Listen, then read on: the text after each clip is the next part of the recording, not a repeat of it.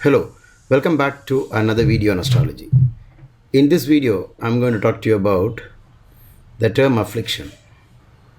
During the year 1988, when I purchased my first book on astrology, Hindu Predictive Astrology, by Dr. B.V. Raman, I went through the book and on several pages, I found the word affliction repeatedly being used. And for many months, I spent my time trying to figure out what exactly is meant by the word affliction. Of course, we are not talking about the English word affliction. Affliction means causing pain or trouble to something. And I could easily guess that maybe there is some problem with a particular house. That's quite easy for all of us. But we really don't know how to quantify the affliction. How much affliction is there in the horoscope on a particular house? So that is the point that I'm going to discuss in this video. So to begin with, let me say that if you're starting with a house and if you want to see whether that house is afflicted or not, there are certain things that you need to know. One is which planet occupies it.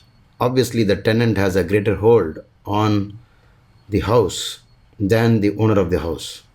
But if the owner of house is very strong and unafflicted and well placed or forming positive yogas, then the mere fact that a bad tenant is occupying the house does not destroy the house, because the lord of the house is likely to overpower the tenant. This is quite often seen in India, where we have the tenant going to court and trying to claim that the house belongs to him. So quite often this has happened in India. I don't know how it is with the rest of the world. So that's the reason why I'm using this example, this analogy, so you'll understand what I'm trying to tell you. So going back to the affliction part, the first point is, if you want to really know, you'll have to find out which planet occupies the house. And you'll have to track the set combination in the classical textbooks. What do the authors say about a particular planet being in a house? For example, Ketu in the fifth house. The fifth house is being questioned, whether the fifth house is severely afflicted or not severely afflicted. Maybe there's only medium affliction, or there's just about marginal affliction, so we don't have to worry about it. So the first thing is, find out which planet hurts the most the said house. For this, you will have to refer to many classical textbooks. For example, the fifth house is most hurt by the nodes, especially Ketu. Ketu and the fifth house somehow doesn't go well to get along well. The reason is that the planet Ketu actually means abortive, abortions, and so on. And somehow it doesn't go well with the fifth house. Rahu also spoils the fifth house, but it's not exactly the same. So you have several afflictions. For example, the ninth house is afflicted by malefic, say Ketu or Rahu or Mars or Saturn. But when it comes to the ninth house, the sun does not afflict the ninth house in the same way the other planets afflict the ninth house with regard to matters of religion or faith in God. For example, the sun in the ninth house is believed to make a person a very religious man. Is always concerned about God, and he thinks about God a great deal. And there are some special rules that you'll have to know if you really want to go ahead in astrology. Now, assuming that you have understood which planet is influencing that house, and you now know how much that planet is able to bother that house, then we move on to the next portion of our investigation. The fifth lord has to be examined again. Let's say in this situation, if the fifth lord is also has been pushed to the unfavorable houses like 6th, 8th or 12th house, then the affliction increases, because you already have a bad planet in the house, which is a bad tenant, and then the lord of the house is not in a good place. He's gone into a bad house, a bad situation. So this is merely by saying that he's in the 6th or 8th or 12th.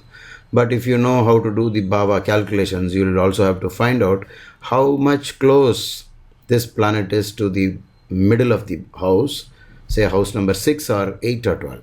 If the planet is closer to the middle point of the unfavorable house, then the house is severely afflicted. Then comes a further investigation on the 5th house lord itself again.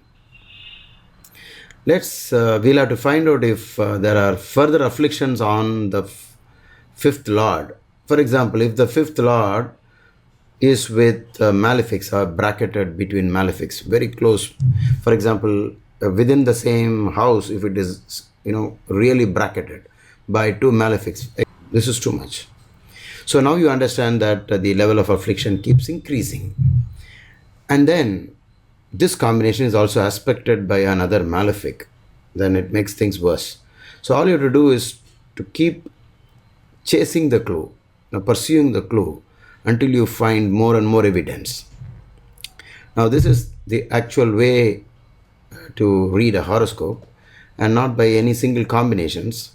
In the same way, when you underwent an examination, they asked you several questions and did not ask you just 1 or 2 questions. They asked you part A, part B and part C. And you know that in part A, for each answer you just get 1 mark, and maybe B you get 3, and then maybe C you get 5. And so you know by the weightage which is more important. So this is how you find out whether there is an affliction or not. Now let's quickly move on to the green board and do a case study, and by the end of the case study you will be in a very good position to understand if the 5th house is weakly afflicted or the 5th house is moderately afflicted, or if the 5th house is severely afflicted. So please use the same idea for any house that you're studying. So let's start with the case study. Ascendant Mesha Lagna, that is Aries ascendant, and we have numbered the houses just to make it quite easy for you. And since in the case study we are discussing the 5th house, just for the sake of it, we have to concentrate on the 5th house, and in this horoscope Ketu is in the 5th. So most classical textbooks says that if Ketu is in the 5th house, the person suffers a serious dosha on the 5th house, most commonly known as Putra dosha. But it is not enough that just Ketu is in the 5th house. We need more affliction to be very sure that this person has a very high level of affliction on the 5th house. We have to also find out where is the lord of this 5th house. The lord of this 5th house is the sun, and where is it in this horoscope? In this horoscope, the sun is over here. So here you see that the sun is debilitated also. And separately, the 5th lord in the 7th or the 7th lord in the 5th adds to the Putra dosha. We need to find out how the sun is, and this sun is actually bracketed on either side. On this side by Mars, and on this side by Saturn.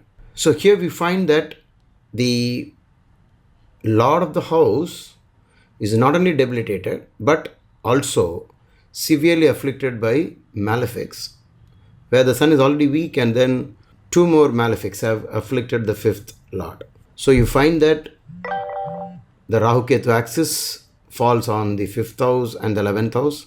Fulfillment of desires concerning children. So usually people having this combination, even if they have children, there will be lots of problems related to children, especially in terms of their desires connected to the children. They have high hopes on the children, and the children will not live up to that expectation. So here you find that the lord of the house is debilitated and further afflicted by malefics. It is easy to conclude that the 5th house is severely afflicted because all the malefic connections are on the 5th house. We have come to the end of this video. In case you have any doubts, please type them out in the comment section, and whenever I find the time, I'll answer them for you. And see you soon in my next video.